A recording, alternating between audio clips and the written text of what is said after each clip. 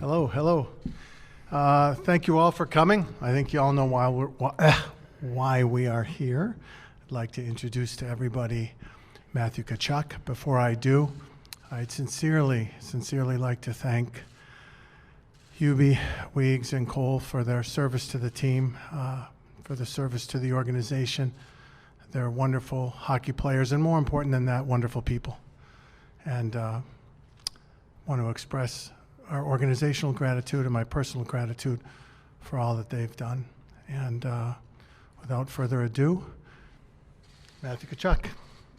Hi guys, how are you? This is the most media whoever said there's not a lot of media down in Florida is lying to me. So it's great to get to know you guys, and I'm sure we've seen a lot of you guys down the next bunch of years. So I appreciate it.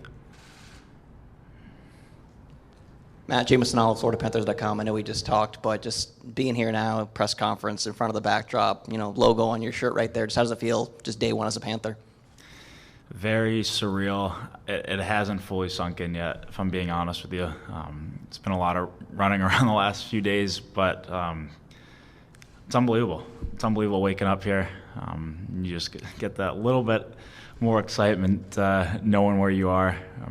Talking with Bill, talking with all the players. It seems like a very close group here and a very solid group that's close to winning. And that was the most attractive part for me. So I'm excited to be here. I'm really, getting to know the guys a little bit more just over text. Met a few of them today. Met some of the trainers, equipment guys. So I'm getting more comfortable. So I'm sure it's just going to get that much better. And just one for Bill as well. Bill, obviously we know how great Matthew is in his own right as a player, but just what does a move like this do for just the entire state of the franchise? You obviously get a little younger, some more flexibility, but when you look at the window you guys have, just what does this do to that window? Yeah, for sure. Matthew allows us to keep that core. Now we have a 24-year-old fit right in there with Sasha, Anton Cummings, Spence, and it allows us just to keep a younger core of high-end players together, hopefully to grow together, to win together, and it's exciting. Matthew, can you walk us through just how everything went down? Obviously, we know you were in New Jersey on Friday with your brother and your family, and then you're back in St. Louis, and now you're here. But how quickly did you hear, Florida? I got a call from my uncle, who's the best agent in the world, and he called me Friday in the afternoon. Said, give me a call. Well, first of all, he told me throughout that day, he's like, keep your phone on you. I'm like, yeah, absolutely. So I went to the beach, and I obviously left my phone at home. And then did a few other things, and I got a bunch of missed calls, well, from what I heard, because I didn't have it. So somebody grabbed me, said, call your uncle. I called him, he said, we might have something done with Florida. I was the happiest person ever. He said, don't tell anybody. I went to my parents' hotel room and told them. And then just had a few, just think about everything, logistics, everything. I'm like, we can't say anything, don't want to jinx it. And then in the middle of dinner, I got called saying, we need you to sign something. They sent me the contract. I signed it. I sent it back. They go, well, now you need somebody to sign it as a witness. So I'm like, who in my family would I want to sign it? Obviously my mom, who's here today.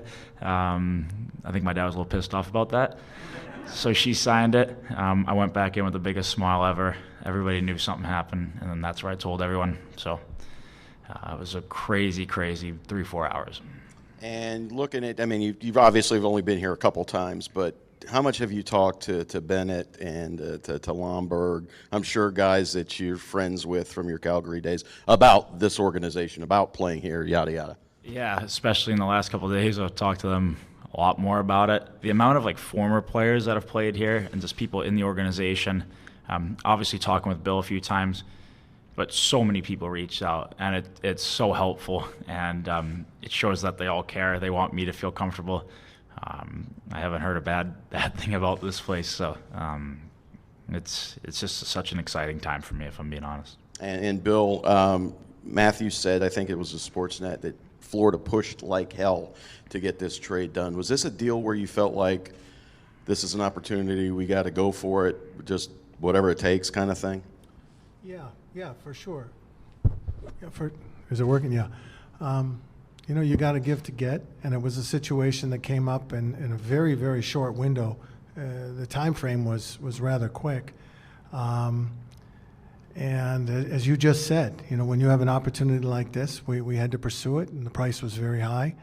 And we decided this is something we really wanted to pursue, and we're thrilled to be able to be here now.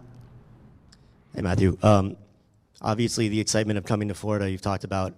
Has it sunk in, or what's your thought on joining a team in the U.S. and playing for an American team, just being an American-born hockey player yourself? Well, I think that I was born in Arizona. I grew up in St. Louis. Both at the time, weren't the Minnesota, Michigan, Boston's not the huge hockey markets. And from what I've seen, even since I came to play Florida in 2016, my rookie year, it's grown a lot. I think one of the things that I can help, on ice, I have a different personality. The way I play, I bring a certain swagger that I think will really help this team. And off ice, I have the same personality. So I think that I'm excited for the chance to get to grow the game down here, and I hope that in a few years, nobody on the team can walk outside without somebody saying something to them, kind of like how it is in some of the other places around the league, and I think that winning definitely helps that. So we'll take care of it on the ice, and I'm sure it's going to attract the next wave of Florida hockey players, and that's a really big goal of mine as well. And Bill, for you, you've only been here for 2 years, as Hubie had been here for almost a decade, right? How hard is it to kind of separate yourself from the attachment of growing close to a player and knowing how close the fan base has been to a player when you have an opportunity to make a move like this? Yeah, it's hard. It's not something that you take lightly at all, on several different levels, right? Professional, personal, organizational, hockey-wise. And those are hard decisions. Those are really hard decisions that you get paid to make. And in situations like this, when you have a player, he's been described as a unicorn. Don't take that too seriously. But when you have a young player who's entering his prime and continuing to get better and improve, and you can expect more and more, and add them to a group of already evolving, young, exciting players, it's just a decision we made to really pursue it and pursue it aggressively. Matthew, hey, welcome. Tim Reynolds of the Associated Press. A question for each of you, but I'll start with you. The history books will say that the Panthers and Flames executed a trade, but you obviously had a very big say in this because you could have chosen where you were going to sign. You had a lot of options. Was there one specific thing about Florida that elevated them maybe higher on your list than some people on the outside would believe was possible? To be honest, when I made my little list of team, yes, they were on the top of the list. But when I made the list, first and foremost, it was winning. It was not just winning now, but it was winning in the future. If I keep hearing about the past, I'm gonna lose my mind, because I think that this team, I know some of the players are unhappy with the way things have gone the last few years too, and I wasn't a part of it, but I don't want to keep hearing that. I want to worry about the future here.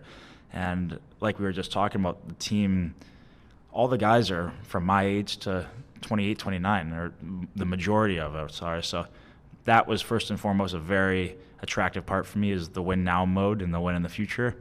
Number two was lifestyle. I know I'm 24, and I had 6 unbelievable years in Calgary, and it was the best place for me to be at that time.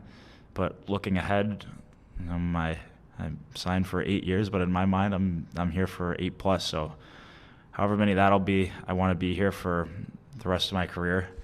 And number three, I think they have, and a bunch of elite players that I can play with and be surrounded by. I know that they have a top 3 player in the NHL, and that's a fact.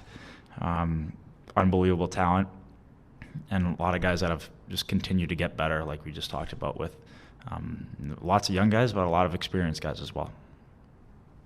And Bill, you guys, what you did this past season, rewrote the record book, President's Trophy, all those things. You could have just run it back. That would have been probably the easiest thing to do. What was it? And you talked when you hired Paul about how you took a couple weeks and really looked at everything critically and decompressed. I guess, when did this sort of notion enter into your mind that maybe this was an opportunity that the Panthers should take a hard look at, knowing that like you said, you have to give something to get something, and you gave a lot to get this. Well, this it only came up last week. It wasn't something that during the process of the evaluation postseason that we would even fathom could be possible. A 24-year-old 100-point guy who's tough, who's mean, who has the person. I might have to stop. But no, when you have the ability to get this type of asset and add this to this young core that's growing together, and that I don't think it's a secret that obviously some of the attributes that Matthew brings are areas of the game that we could really use collectively in our group. So when that materialized as a reality, then rather quickly we had to decide rather quickly that this was something to pursue. Hey, Matthew, it's John Evanson from CBS 12. We've touched on Panthers fans being a little disappointed that, we haven't seen this team go further in the playoffs. We watched you in a very competitive series this year. From your playoff experience, what do you think it takes to be a successful playoff team and to go deep? What attributes? And I'm sure you have those attributes, but what do you need as an entire team? Well, I think that, I personally haven't been on many teams that have had any teams that we haven't had playoff success. So I think that I have that bitter taste in my mouth, just like the teams had the past few years. So I think that's like a really good thing it's a part of the fit too. Like I want to win, and I have that hunger to win, and I know everybody else in there does. I think it takes, first and foremost, you have to have a great regular season. Half the teams get eliminated, so you have to take care of that. I know maybe the mindset can be, we got to change the notion in playoffs. Well, we got to get there, and it's not easy. So we got to get there, and hopefully once we get there, you just take each series as it comes. You can't look ahead. You take care of your team. You take care of the team you're playing against. You play hard. You play in their face. You have great goaltending. We have all the tools here. We have all the players. Got a great coach. Unbelievable owner from what I've heard. He treats everybody unreal, and spend the cap. I mean, there's no excuse why this can't work. So, and just want to, I want to be here. Like this wasn't me just getting traded and me having no say. Like I chose this. I really want this to work, and I'm just excited for the possibility of winning here in South Florida. Hey, Bill, could you walk us through your view of how this trade came down when we first realized that Matthew was available, and we heard from Matthew's side. Let's hear it from your side now. I think it was Wednesday. I got a call from Matthew's agent, Craig Oster, and I reached out to Calgary right away. And at first, I didn't really think it was true. Kind of, come on. And spoke to Brad, and we had a series of discussions. At one point, we spoke. We had a real healthy, lengthy discussion about everything: hockey, South Florida, life, the Panthers, our future. It was really healthy and interesting. I very much enjoyed it, and continued to speak to Brad, and it culminated on Friday.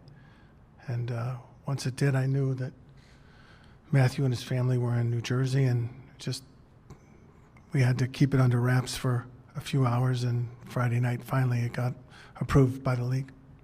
And Matthew, could you just define what you said? You play and you carry yourself with swagger. What that means to you?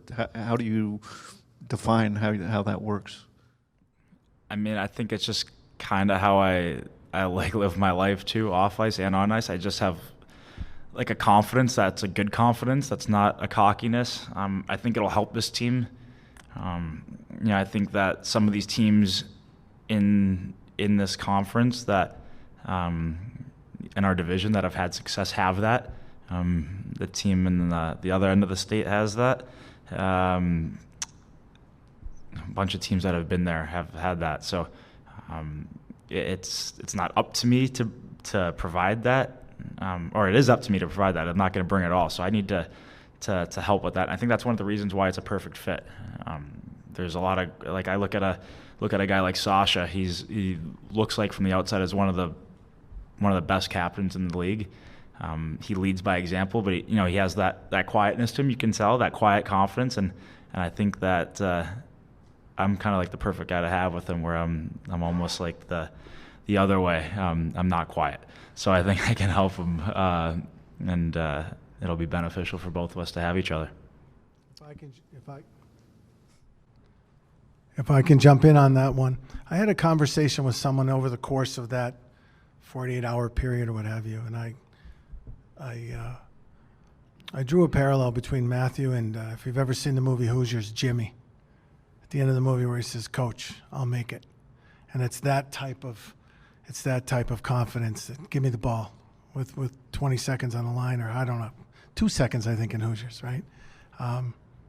He wants it. He wants the shot. So. Matthew, Aaron Brown from the Hockey News. You've talked about winning, but what are you looking forward to most in terms of the Florida lifestyle? 24, Miami's a hopping place. What are you looking forward to? You're saying just lifestyle? Yeah, we know the winning is there. We know that's the goal. But what do you think you're going to enjoy most coming from winter to South Florida? It's probably what's on my feet right now, flip-flops. Yeah, we'll just keep that answer there. Okay. And then just a quick question for Bill. It's been reported that this is the first sign and trade in NHL history. I'm just wondering, why haven't we seen this before? Was this something you kind of looked at and said, why can't we reshape? Or No, that was really just a technicality as far as how these things go down. The CBA spells out specifically dates and times in which transactions may occur, and the nature of the timing of this particular one was such that it had to be a sign and trade, and that was about it. There's no creative machination in place or anything like that. No. You always got to wonder about that. Yeah. Hey, Matthew, welcome to Florida. This is Colby Guy from Florida Hockey Now. Just wondering, you're replacing a guy in Jonathan Huberdeau who owns franchise records in games played and points. Is there any kind of pressure that comes with replacing a guy like that? No, I don't feel it. I'm a different type of player. I know that another guy that was traded in that was Uyghur, who's an unbelievable player as well. I bring different things than what those guys bring. I think the way I play. Not really wanting to talk about the way I play anymore. I've answered that enough. But I don't feel pressure. I'm here to win. Personal stuff, throw it out the door. I don't care. I'm here to be the last team standing. That's it. So if I am, I'm happy. I don't care about the personal stuff. I'm not comparing myself to anybody. And then just for Bill, you were telling us earlier on that you were working on contract negotiations with Mackenzie Weegar and Jonathan Huberdeau. Was there anything that kind of tapered off a little bit that led you to trading them? No, not at all. This was a situation that, as I just referenced, came up when the agent called me Wednesday. I didn't even believe 100% that this could really be something that happened. In situations like this, when you have a chance to add a player like Matthew to the organization, the price is steep, and that's how things went down. Thank you, Chris. I just wanted to absolutely. You had a big rivalry with Edmonton, and you've called them the team up north, like the Ohio State people do. And now you got the team on the other side. How excited are you to get into a Battle of Alberta type thing with the Lightning? Yeah, I said it earlier. I hate Edmonton, but I hate Tampa more now. So I'm excited for those games. They're the team to beat right now. They've had the most success. Seems like, for us, we're going to have to go through them at some point. So I'm really excited for that challenge. Playing them not as much as I'm going to play them now. They're a very good team. They play hard, and they're a little bit built different now than they were, let's call it, a few years ago. So they're still the team to beat, and I'm sure we're going to have our hands full with them. They've had the most success, and they know what it takes to win, and we're going to learn that.